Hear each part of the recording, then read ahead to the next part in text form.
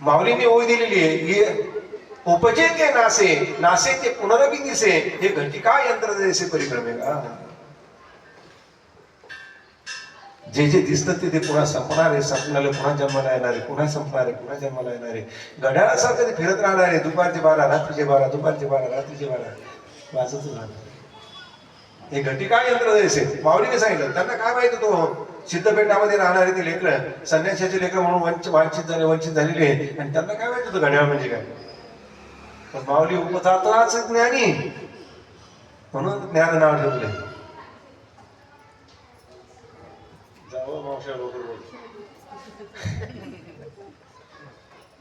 हे घटिका यंत्र जैसे परिभ्रमे का. हे घड्याळासारखं फिरत राहणार आहे. प्रत्येकाचा प्रत्येक जीवाला पुन्हा पुन्हा जन्माला यावं लागणार आहे, पुन्हा पुन्हा मरावं लागणार आहे. मग यातून जर मुक्त व्हायचं तर काय करावं लागेल. अनुतप्तता यावं लागेल. किती वेळा जन्मा यावे, किती व्हावे फजित, म्हणून या जीव घ्याला शरण गेला विठूसी. अनुतप्तता. किती वेळा जन्मा यावे, किती व्हावे फजित. थोडसा वाढवून द्यावं. किती वेळा जन्माला यावे, पश्चाताप असावा, अनुतप्तता असावा. आई, मला एका ठिकाणावर ज्या ठिकाणी अशी बसायची जागा पाहिजे, जिथून कोणी मला ऊट म्हणणार नाही, कोणी बस म्हणणार नाही. आईनं सांगितलं त्याला आढळपद असं म्हणतात. तर ते आढळपद मला प्राप्त करायचं, मी काय करू. म्हणजे वनात जावं लागेल, भगवंताची प्राप्ती करावी लागेल, आणि त्या भगवंताला मागावं लागेल आढळपद. आईला नमस्कार केला आणि ते छोटंसं बाळ धावत निघालेलं आहे वनाच्या दिशेने.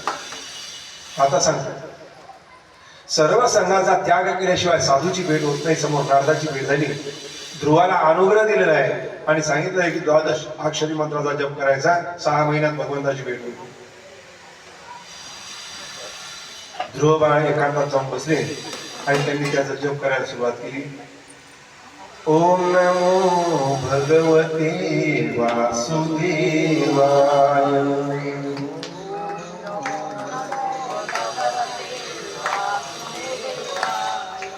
ओम नमो भगवते वासुदेवाय.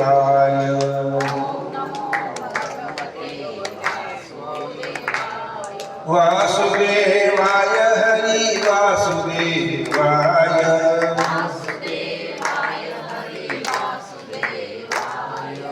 वासुदेवाय हरि वासुदेवाय.